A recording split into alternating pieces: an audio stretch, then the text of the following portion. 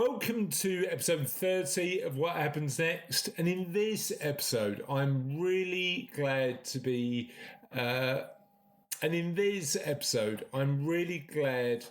joined by Debra Corey. Now, Debra has had a really broad, diverse career, from large HR corporate roles to challenging the status quo through her books, consultant speaking. Debra identifies herself as a risk taker, but understands the importance of balancing risk with security.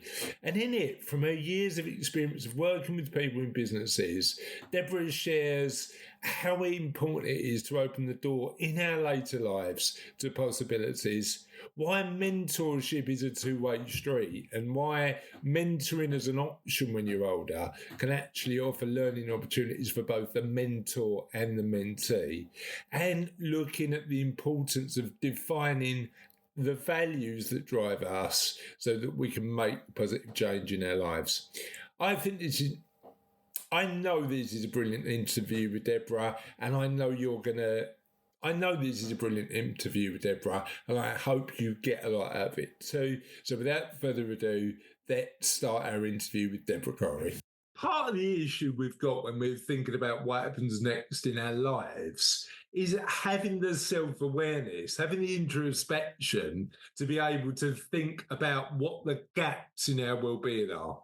And we're doing loads of work at the minute with What Happens Next to build solutions that are going to help you think about well-being in a nuanced way when you're thinking about how it applies to your life. One of the first things we've built that you can use today is our What Happens Next quiz. It's free to do, takes about 5 minutes, but what it will do is give you an insight into the areas of strengths when it comes to your well-being and the areas you might want to improve. You can take the What Happens Next quiz at whathappensnext.life/quiz, and I hope it helps you in your journey to work out what happens next for you. Welcome to the What Happens Next YouTube channel. What we're aiming to do with this channel is share content designed to make sure that you're supported through whatever's next in your life. And we'd love to continue to do that. I've got a favour to ask today, and what I'd ask you to do is just subscribe. It costs you nothing, but it really helps us deliver really good quality content on a consistent basis. Thank you, and let's go on to the interview. Good morning. Good morning, and welcome to What Happens Next Live, the show where we try and explore the challenges we face when navigating change and thinking about what happens next in our lives. Just full disclosure, we've had a bit of a technical nightmare this morning that's completely on me, but we managed to get there just in the nick of time, and I'm really pleased to have on somebody I've known for years, got loads of time and respect for, and can give us a real insight into navigating change, thinking about our values, both from a business and a personal perspective. And I'm sure is going to have her own insights into what happens next and how to navigate that change well. It's Debra. How are you, Debra? I'm doing well, thanks, on a very rainy day, but yeah, still some sunshine sitting here talking to you. Yeah, it's not great out there, and I've got to jump on my bike later, but apparently my skin's waterproof, so I can live with that. I'll do what I can. So for those of us in our audience who don't know about you, and I know there are a lot who do, and they've said they're tuning in, tell us a little bit about you. So I've had a fairly standard career in that I've done HR my entire life. However, I've done it in lots of different ways. So I started out very much in a corporate type of role, traditional type of HR role, worked in the US for some big well-known companies. Then I moved over to the UK, started pushing the boundaries a little bit, started working for companies who like to shake things up and do things differently. And that's where I got the bug. And then I moved into what I call my pay it forward part of my career, where I try to really challenge the status quo, do things differently. I did it in my last job by coming up with, great new ways to support our people. And I do it now through my own company where I do things like writing. I just published my sixth book. I do consulting, I do speaking. So yeah, it's been a journey of HR, but different types, it's like three different kinds of roller coasters, I'd like to say. Very different. What's been the most volatile? The most what? What's been the one with the biggest ups and downs, do you think? Ooh, I'd probably say on my since I've gone out on my own, because using the roller coaster analogy, I don't have a seatbelt. So if I worked in an organization, I had the seatbelt of the company, a regular paycheck. Yes, the world would change. I'd have different projects, but yeah, I think being on my own has probably you know been the wildest ride. But luckily, I like roller coasters, so that's okay. Yeah. I used to work for Merlin Entertainments, which is who does things like Thorpe Park, Alton Towers. So I do love a good roller coaster. That's a good roller coaster. I like that. I enjoy a good roller coaster. Unfortunately, my kids are not so keen. So a 46-year-old man going on roller coasters on his own is not normally a particularly good look. So I get to go on them very rarely. I think the other interesting thing you said, and one I want to highlight, is throughout your career, you've slightly taken more risks and become braver in the conversations you've been having. Help me understand a little bit about how that's happened. Yeah, I mean, I've taken risks. I've moved from the U.S. to the U.K. Never had done anything like that. I had just gotten married. I had done a role which is very much U.S. HR, and then all of a sudden I moved over here and was responsible for European HR. Then I moved into roles where it was international. Then I moved into roles where I was like head of, and I moved probably within the UK. I probably moved 4 times for my job. So it is interesting. It's funny because I call myself a taker in corporate. And I guess I am a taker on my own, but I don't think of myself as a risk taker, but I guess I am, even though I can't say the word. Yeah. Yeah, I'd imagine that as long as you've got an element of calculate risks and you've looked at the pros and cons, it's part of the element of doing that. Really interesting.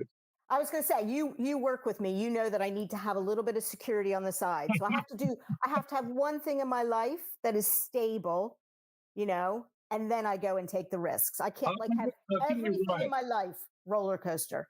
I think you're right. It's about balance, isn't it? It's about that element of knowing that you're secure enough to actually go and do the work you're passionate about, or the life you want to lead. And I think that's the interesting thing. It's never I don't meet many people who are 100% risk takers or 100% safe. It's just making sure that it's the right balance for that individual at that time in their life. But what I'm curious about is that element of evolution, because you've gone through some sort of what happens next moments in your life, and continue to. With hindsight, what did you learn from those experiences, and what would you explain to others about going through that change? It's interesting. I think that a lot of times when you want to take a risk, either go to like a higher level job or a different organization or something like that, you start having that imposter syndrome. And I've certainly had that imposter syndrome. But I think we all just need to get over it. And for me, I was quite lucky because when I moved from the US to the UK, I applied for a role, as I said, I'd never done before. I had only done like one part of HR in one country. And I applied for the job mostly because my boss told me I wouldn't get it. I was like, don't you tell me what I can't do. So I applied for it and they hired me. And I have to admit, I was very, very nervous. As a matter of fact, before I moved, my local supermarket used to joke and say they'd offer me a job as a stock filler because I was there at 3 and 4 in the morning because I couldn't sleep. I was so nervous. But I got here and I could do it. Yes, I had to learn it. I surrounded myself with people who've been doing it for years and years as advisors and mentors. And I sort of taught myself, if I can do that, I can do anything. And I think that, sometimes you need to push through that discomfort. have comfort or, confidence in yourself and know that, nobody has all the answers anyway. So Right. you might as well give it a go. 100%. And as you say, that even if you've not got the answers, surrounding yourself with people with experience and knowledge to fill those gaps is really useful. What's been your experience with mentors? Has it been, because my experience is that actually people are willing to help, right? If you are. So what's been your experience, both as a mentor and I'd imagine a sort of mentee, but also I'd imagine as a mentor to other people who are coming through in the HR world? Yeah, I think you're absolutely right. I think that you'll be surprised at people of all levels. A lot of what I do when I write my books is I interview people. And I remember when I first started contacting people, I was like, they're not gonna talk to little old me. They don't even know me. A perfect example. I spoke at a conference once, and the CEO of WD-40, the what you spray so things don't squeak. Yeah, He was yeah. sitting next to me, and we just started chatting, and he became a mentor to me. I just asked him, and he thought, what, he's like me. He loves just paying it forward and helping other people. So I think don't be afraid to ask people. And as someone who is a mentor to people, personally, I get just as much in return from when I give to someone as when I receive. I learn from them because they look at the world in a different way. Right? Yeah, and you want people like that. If someone is not keen to be my mentor, I don't want them, because I want someone who is there for the right reasons. Really interesting. When we're looking at sort of helping people navigate what's next, part of that what happens next model is all about community. And actually, I think often people think of community in um, quite a sort of linear way, when in actual fact, community can be a neighbourhood, community can be our friends, community can be the people we want to help progress in their career. Community is what we choose to make it, really. I think what we do know from all the research we've read and, you know, what I'm sort of learning about when I'm writing the What Happens Next book is doing good, paying it forward is ultimately, and I don't know whether this is the best way to describe it, a selfish act, because it helps the individual and it helps you because you feel amazing doing it. So like that element of community well-being when we're thinking about what's next, I think is super important. The chapter that I'm struggling with the most. Oh, by the way, before we carry on with the interview, if you are watching live on LinkedIn, we would love for you to get involved, ask questions. We can see all the comments that's coming up, and Raz is managing that on our behalf. So feel free to let us know what you think, get involved, and do what you need to on that. The chapter I'm struggling to write the most at the minute in the book that I'm writing is about values. Now, I've got the right person on because I know that a few books back, you wrote a lot about values in a book called Bringing Your Values Out to Play that I've literally just read. So tell me, and what I'm writing about is personal values, thinking about managing change, thinking about what really matters to me as an individual and what matters to the people who are reading the book, and working out how that then helps you define what to do next in your life. What's your insight on values? What do you think about the starting point of how you put all that together? Yeah, I'd almost take a step first, because I think before you have your values, you have your purpose, your mission, whatever that is. So, a lot of times when I do talks on values, I talk about, okay, that's the planet that you're getting to. Okay. And your values are on the rocket ship taking you there. So, as I was preparing for the interview, and I knew you'd be asking me about values, I was trying to think, what is my mission? How do I describe my purpose? And when I went out on my own, and actually when I looked for jobs, I always had a very clear statement on what was my purpose. What type of organization did I want to work for? So like me going out on my own, my purpose, it's my job title, paying it forward. It's all about, leaving the world a better place than, in the workplace, because we've all had horrible experiences in the workplace. and I want my kids and grandkids to have great experiences in the workplace. So to me, and my legacy. So that to me is my purpose, my mission, what I'm trying to get to. And then to your point, the values is, well, what's important to you and how you're getting there. Yeah. And when I interviewed for jobs, I literally would have a spreadsheet with these are the things that are important. And I would score companies. I'm a bit of a geek. And I would score companies against it. And when I went out on my own, although my company is only me, myself, and I still came up with values because it's what, gives me that clarity, gives me that direction. And, it seems like COVID was forever ago. But, in the middle of COVID, when I couldn't do what I was planning on doing that year, I pulled out my values and thought, how can I achieve the same things through my purpose and values in a different way? So I think you have to have them, whether they're formal, informal. It's what gives you that direction. It gives you that focus. When the roller coaster gets rough, it's like, you know what? You're still on. You're still doing fine. Yeah, I love that.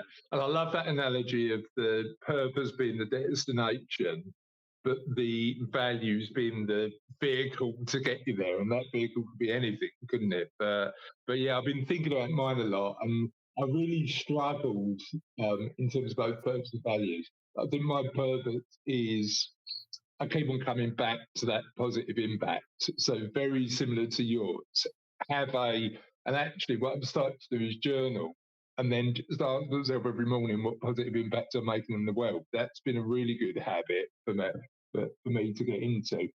However, we've got purpose, we've got that destination, if we get to the end and we've achieved that, we've probably done a pretty good job. In terms of values, and I know there's some really great exercises in the book that I've just read from you about this. How do we get to this?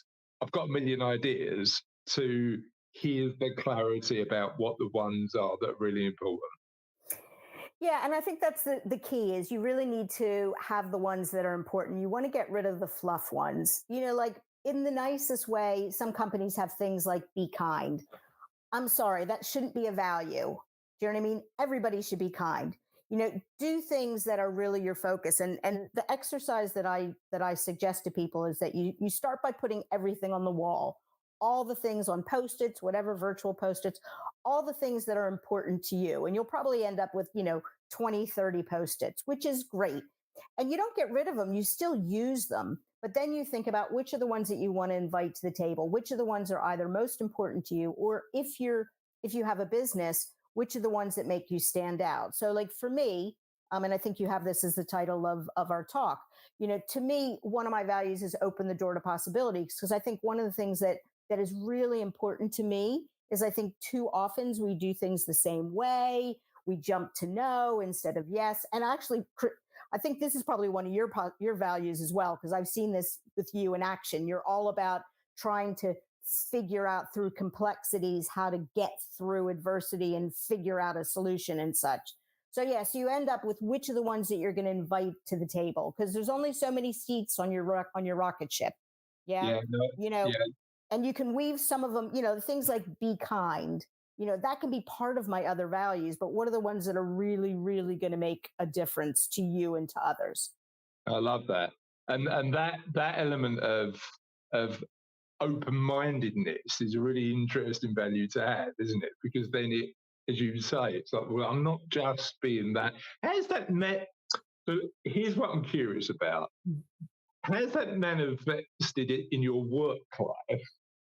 And if we're thinking about this from a perspective of what happens next in our lives, and we've sold our business, or we've left a job, and we're thinking about what happens next. You notice I'm trying to avoid using the word retirement, right, Debra? I'm doing a fairly good job so far, but we've done that 40-year career, and we're thinking about what's next. How do those values manifest itself? Because I'd imagine they've got to turn into behaviour at some point. So talk me through your process about turning those behaviours into actions.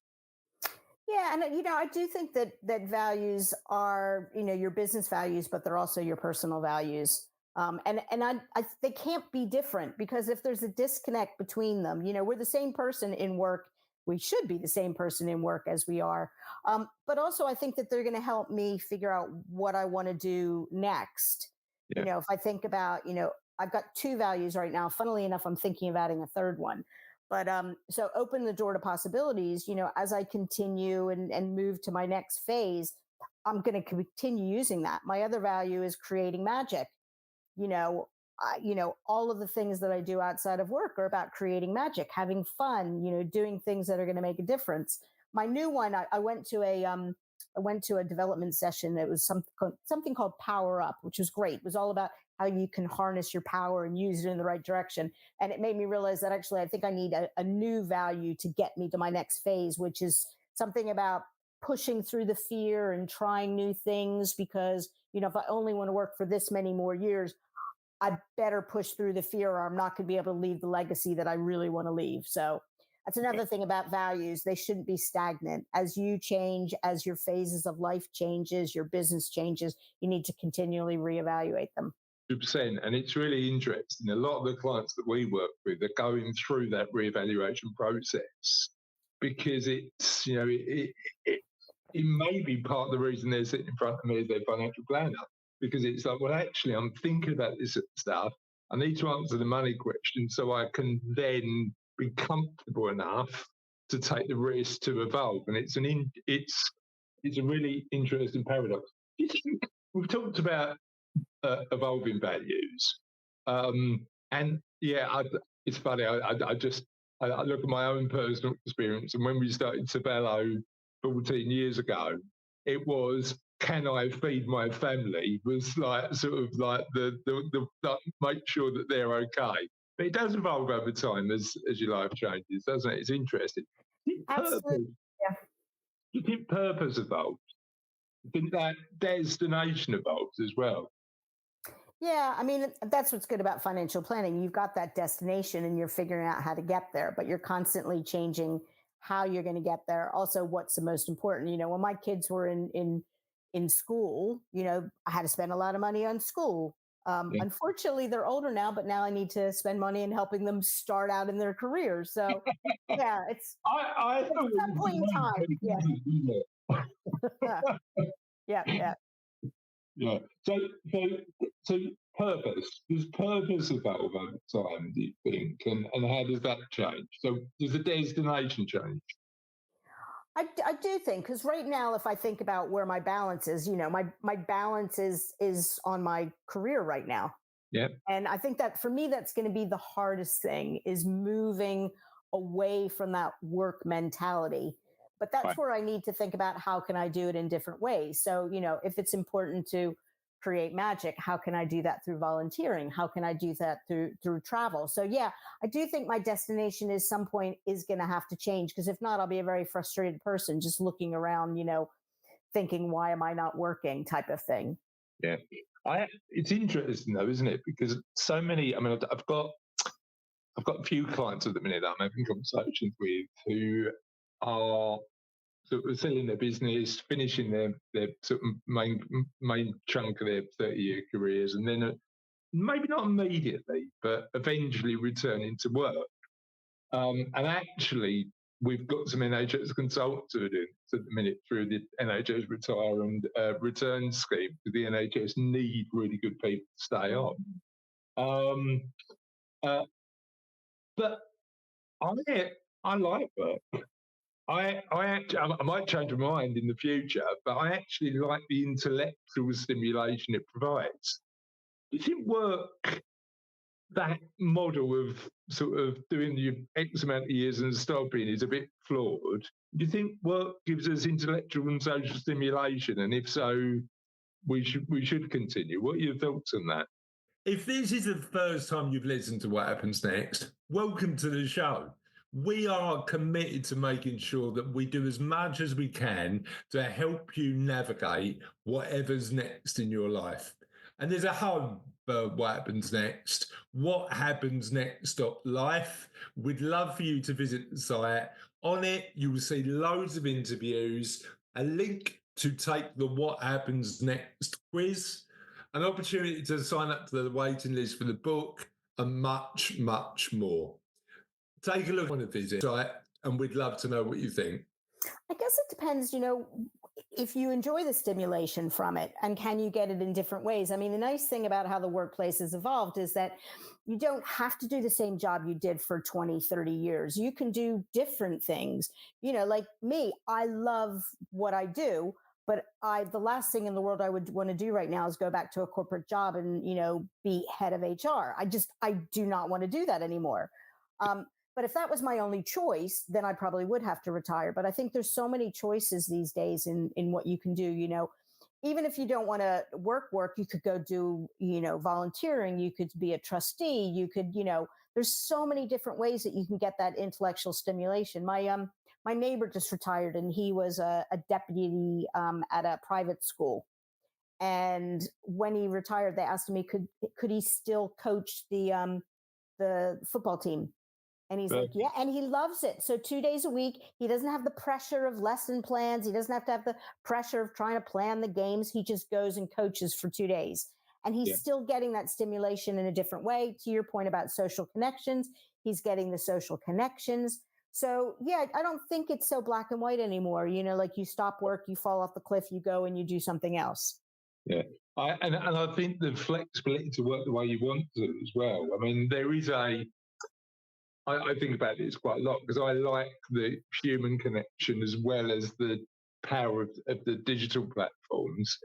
But what the digital platforms have given us is the ability for us to do this and the ability for us to engage in a different way. And I mean, I did an interview with a guy a couple of weeks ago who was amazing. So I've known him for a few years. We've interviewed him a couple of times. A guy called George Kinder, and he's the founder of Life Planning, connected with financial planning in the US.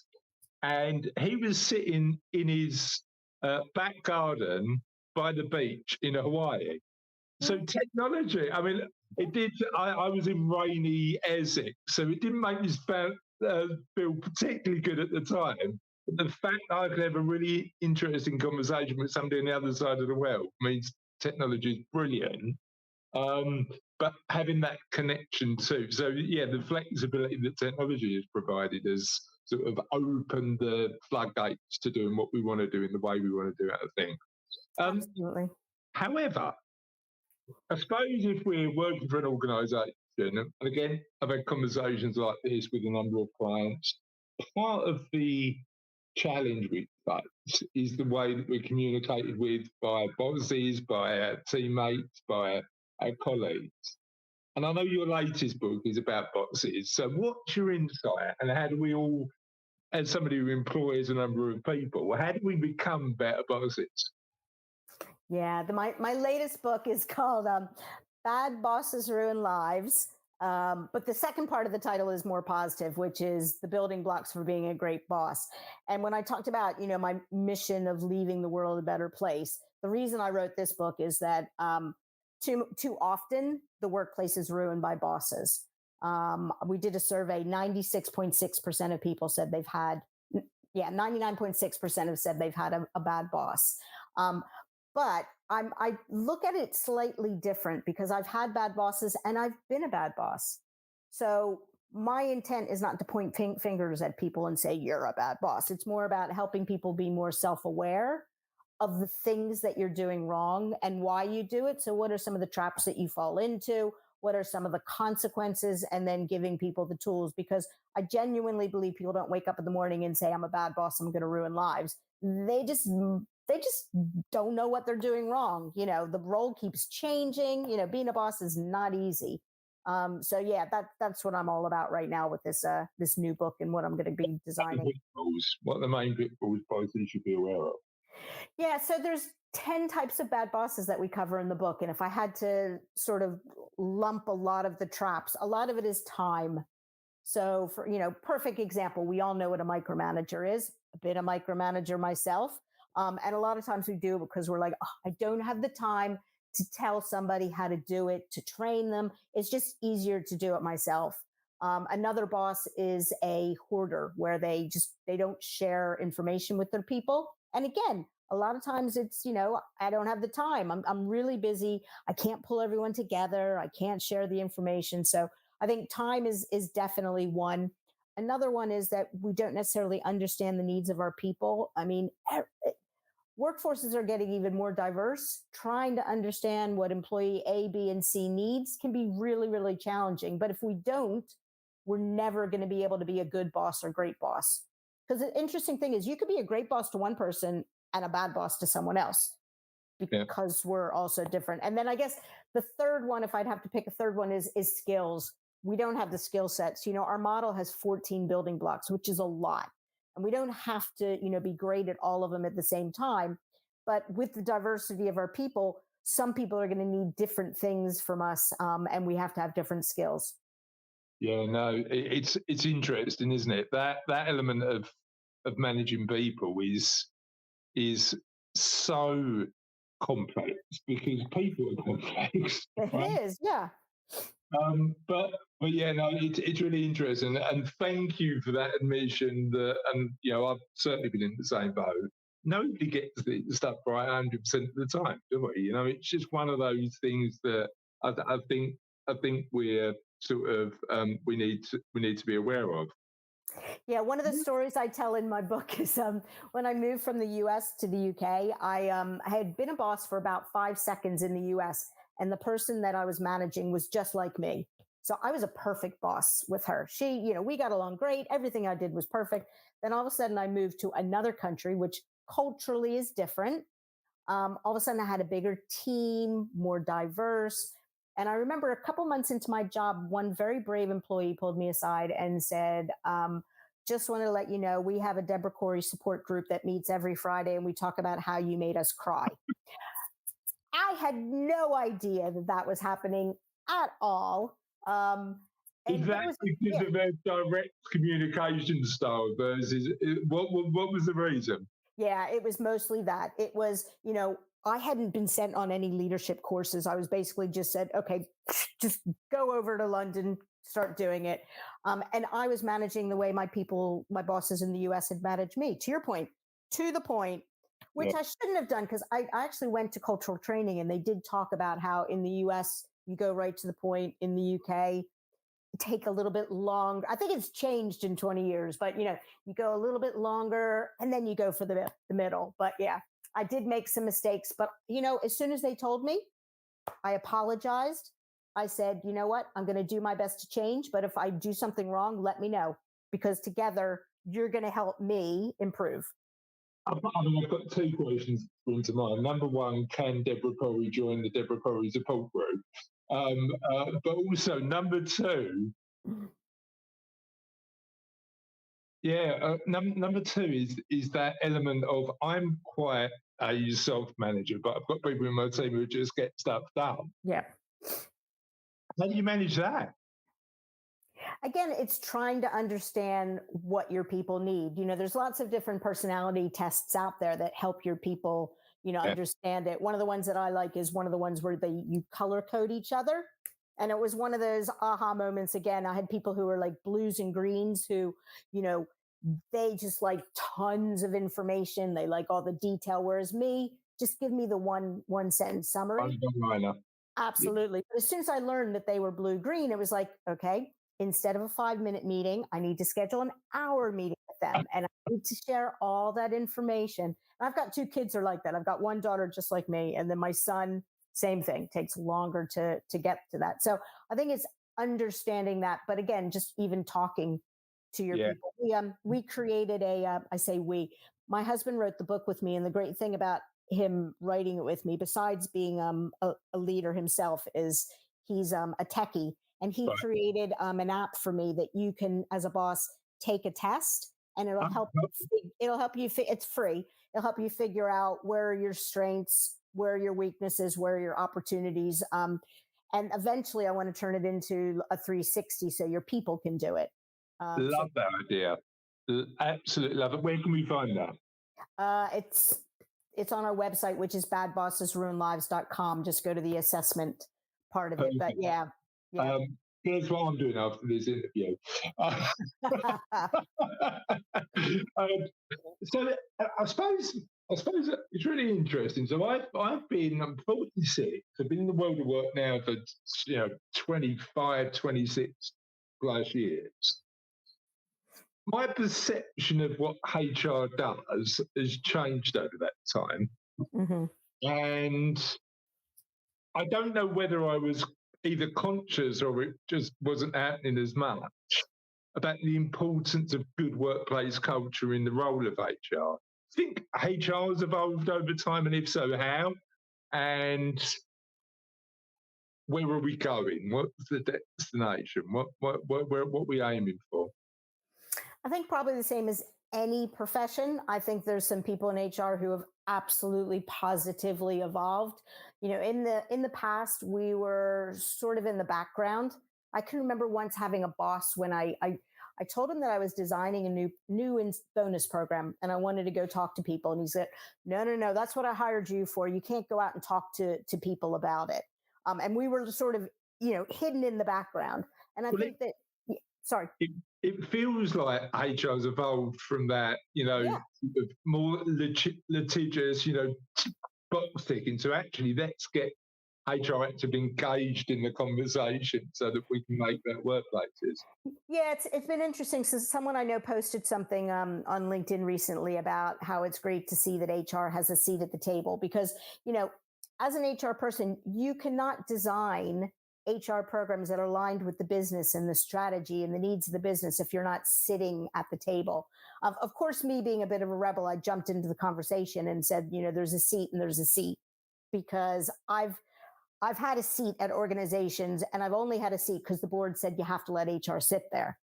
But then the CEO and the rest of the leaders wouldn't give you a voice at all. So I think you need to have a seat, but you also need to have a voice and you need to be there at the beginning because, I can remember working, in organizations and we'd talk about how the business was going to change. And then I could talk from a people perspective. That's great. If we want to do this, we need to think about how we can reskill our people. We need to think about how we can bring in new people. We need to, whatever it is, I could then have a voice. So yeah, I do think we're being seen more as a business person and less as used to be viewed as like the police. Oh, there's HR. They're going to come in and tell everybody off, or magicians. Like we could magically convince somebody not to leave the company. So yeah, we're not police people. We're not magicians. We're business partners. Yeah, no, I love that. Absolutely love that. So this entire series, everything we're doing with What Happens Next is to help people navigate that next stage in their lives, whether they choose that to be. Now, I'd imagine that in your career and in your life, you've sort of had to sort of navigate change, both positive and negative. What do you reckon the secrets are to navigating that change in a way that works? Yeah, I mean, a lot of it goes back to what we talked about with your purpose, your where do you want to go and how are you going to do it? But it's even just your why. So why are you doing it? So, if you decide that you want to leave corporate, why? What are you hoping to get by doing it? And really define what your strategy is. I'm a big believer in strategy. Although on my business, I have changed my strategy quite a bit in my business since I started it. My why was this thing, then it was that thing, and it was this thing, which is fine as long as you have it. And like your purpose and your values. So I think you need to understand why you're doing it, what you hope to get out of it. And then again, you constantly check and see, am I doing that? So like this, one of the reasons I want to add, I was going to say, one of the reasons I want to add this new value is that I know where I want to go. I know when I want to leave this legacy. And as I said before, if that's my why, then I need to ramp up a gear, like this thing with, creating this app. To me, that's going to make a huge, huge difference. It's completely outside my comfort zone. I've never done anything like this before. I'm going to be selling a product. Like right now it's for free, but we're going to build something completely out of my comfort zone. But I have to do it if I'm going to achieve my mission, if I'm going to achieve my why. I think you've explained what I'm going through with What Happens Next in a minute. And it's really interesting, isn't it? Because it's scary, because I said to somebody the other day, I could really quite happily sit in my lane at Sabella and just carry on doing what I'm doing. And my clients like it and they do it. I feel compelled because of that positive impact, and I want to make sure that I'm making a positive change to do this thing, despite me going, I need to upskill because I haven't now got that. And there's a paradox, isn't there? There's a paradox between that comfort of going, you know what, I know I'm going to be okay, to going, right, what if I don't do this and I get to the end, have I done enough? And it's an interesting one. It's a real interesting one. And yeah, I agree. Help me understand, because we've got purpose, we've got values, and then we've got why. And I love that you mentioned in your books Simon Sinek's work, and I love Start With Why. Yep. Does that fit in the hierarchy? Is that above purpose? Is it the same? How does it work in terms of when we're thinking about this as a framework? You know, if in a business perspective, I always do, Simon Sinek. I always do start with why, though, because I think you've got your purpose and your mission, but to me, the why is sort of driving it as well. I'll give you a perfect example. One of the things I help companies with is designing recognition programs. And a lot of times they come to me, I'm going to put a recognition program in because I know it's important. My people say they don't feel appreciated. And I always take a step back and say, well, why do you want to do it? You know, what's the problem? What are you trying to achieve? So I do think that they probably go hand in hand, the purpose and the why. Yeah. And I suppose the interesting thing is when new opportunities are available or come to, or you're thinking about, start with that why question, then aligns with purpose, doesn't it? So you can turn around and say, why am I doing this? Well, because I'm in a position where it really floats my boat in terms of what I believe about the world. So I think that's an interesting connection, and I really like that. So you can see. Oh, sorry. Sorry, go on. I was going to say, it helps you prioritize too, because, like this, I mentioned that, for this bad bosses thing, I really want to create a bit more, I'm calling it sticky. I want a legacy for when I leave. And there's 3 streams of it. There's the create the tool, which my husband's going to be doing. I want to create workshops so you can discuss it. And I want to create a community, but you can't do all 3 at once. So it's like, I have to ask myself why I'm doing it and what they're each going to achieve and prioritize them. So like, the app can help more people around the world quicker. So I start with that. Then I do this, then I do that. So I think it does help you even just figure out what to do and the order of it. Yeah. What's your why with bad bosses? What's your big why? Why this project right now? It's funny. At the beginning of the book, I dedicated to my children. I want it because I do not want my children to have the bad bosses that I've had. And I also don't want them to be a bad boss, because I feel both of my kids will both be bosses someday. I think they'll be great leaders.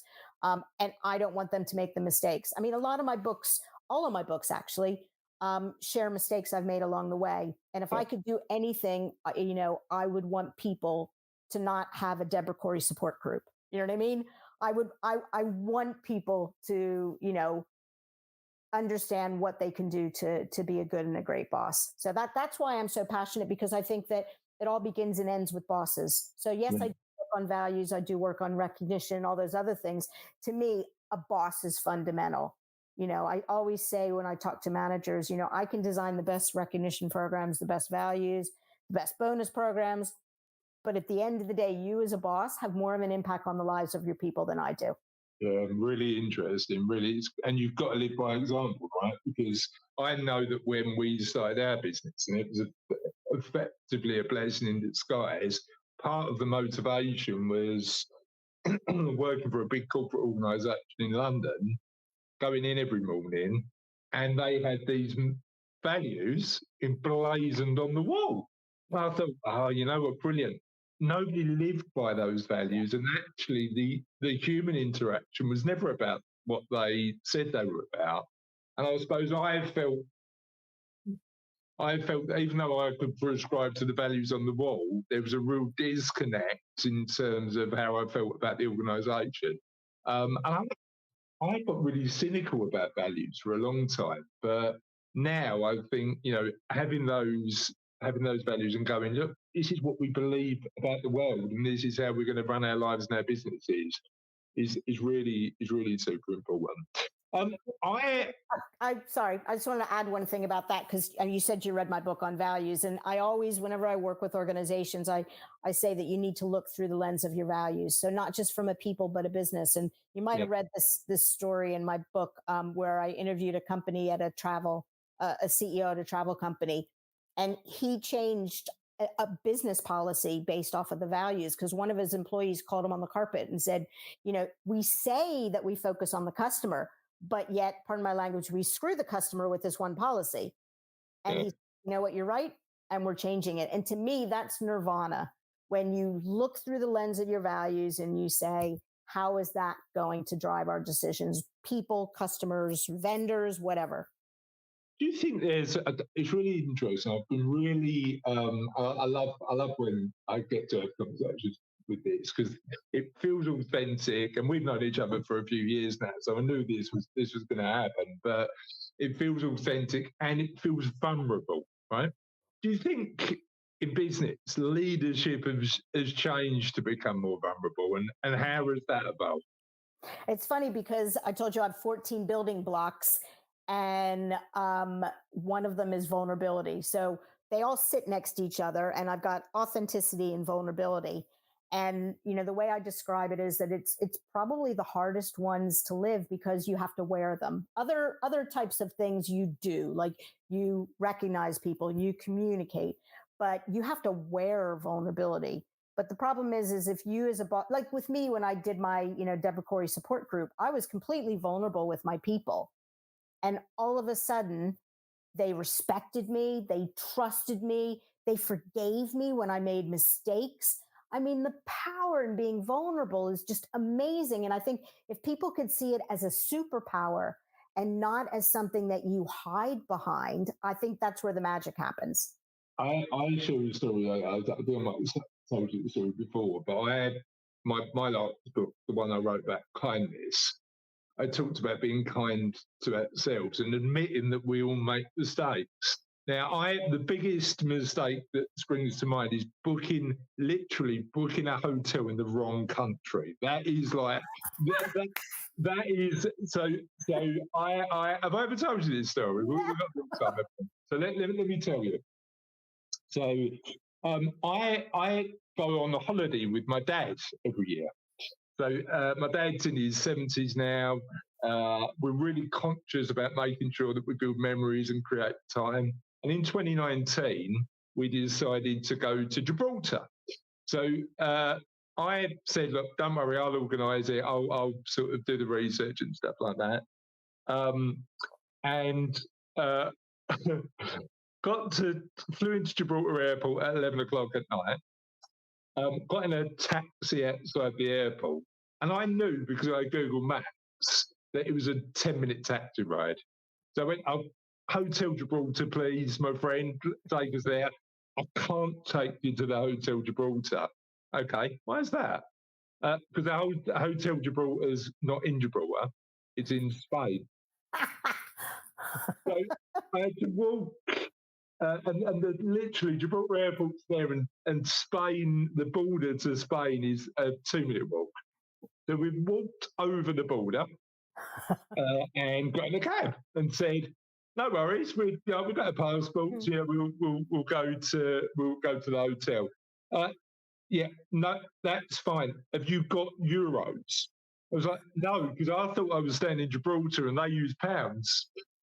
So I had to walk them with my dad 15 minutes along the road to get to this hotel. And I share that story in the book, purely and simply because I think it is so important to admit that we all make mistakes. And owning those mistakes and sharing that we're all on a journey of learning is so important. I can't believe I've shared that live on LinkedIn. But great story. So it's magic wand time. I'm giving you a magic wand there, Debra. You've got one wish in the world of work. What are you changing? That people would, I said before that kind is not a good value, But if people would just be kinder to each other and just try to understand each other. So often I have friends and family members come to me to complain about, so and so did this and so did that. It's like, but do you know why they did it? Did you take the time to understand, what was going on at work, what was going on at home, what drove them to do it? And I think if we could just take a step back and do that and not jump to conclusions as quickly, I think that the world of work would be a better place. Yeah, it's interesting, isn't it? Because kindness, I agree, kindness isn't a value, but it's one of those minimum expectations. But sometimes it's not the minimum, is it? People like to. It's really interesting. So I'll let you keep your magic wand. You can have it. What would you change in a split second to help people understand the importance of identifying their own values? It sort of goes back to what we said before, is what really, really matters to you. What is going to make a difference in your life? What are the things that you want to fight for, be proud of? The non-negotiables, those are their values. Sometimes I call it your secret sauce. What's your secret sauce? Yeah, I love that. And I think sometimes it goes back to the time element you were talking about before, because those big questions are not easily answered, are they? And often people go, well, I haven't got time for that because I'm doing all this. What impact do you reckon that has on well-being, not being clear about what we're all about? I think if you're not clear, it's a vicious circle. You see how high burnout is right now. And I think it's because we're chasing our tail, because we don't have that direction and we don't have that focus and we don't know what we're fighting for. So I do think it gives you that clarity. When I first went out on my own, I definitely had burnout, and my well-being was definitely at the bottom of my priority list.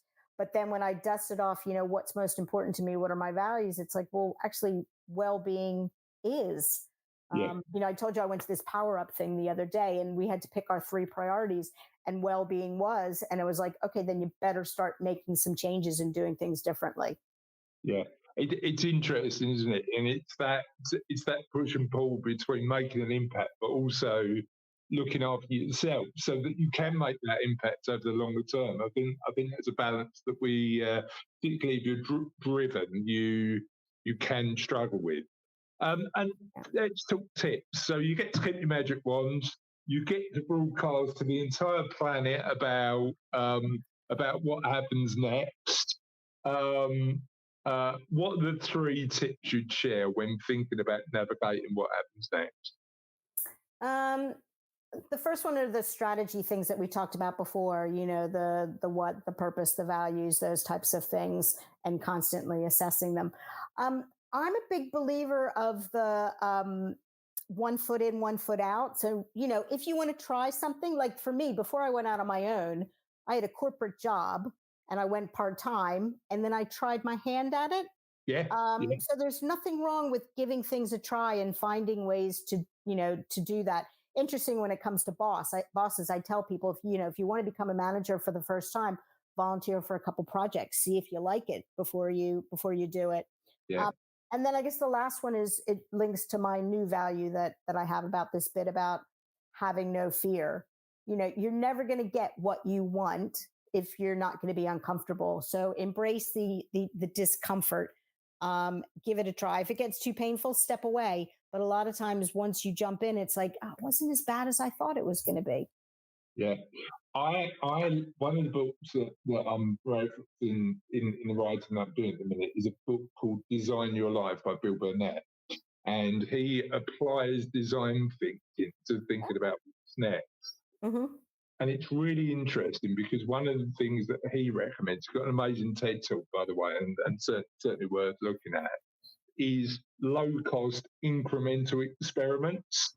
So that element of saying, well, what can I do just to try it out? I haven't got if I'm thinking about what happens next, I haven't got to retire and then, but I can try some new stuff out ready for what's next, or have a side project, or do this sort of stuff that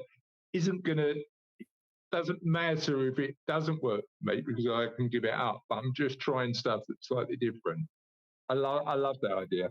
I want to make sure that everybody can find you and look at the books you've written and the amazing work you're doing on helping all of us to become better boxers. And I'm certainly going to be doing the assessment today. Where can people find you? So it is a bit confusing because I have two websites. So I've got my Bad Bosses Ruin Lives website specifically to that. And then I've got my debcohr.com website, which has other things. As I said, Chief Pay It Forward Officer. So there's lots of freebies, downloads, blogs, all those types of things. So yeah, by all means, just go and read whatever you can that helps you. Perfect. Debra, thank you so much for your time. I really appreciated it. And we will see you next time on What Happens Next. That sounds great. Thanks so much.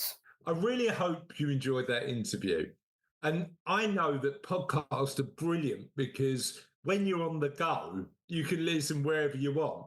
However, if you've got a few minutes and like me, you're a bit more of a visual learner, you might want to visit our YouTube channel at What Happens Next Live. There'll be a link in the comments as well so that you can find us. And what I really appreciate you doing, we've got all the interviews on there, all the interviews you're listening to right there on there. But what we've also done is recorded exclusive content specifically for the YouTube channel that you can watch and get more insights into the next stage of your life and navigating it successfully.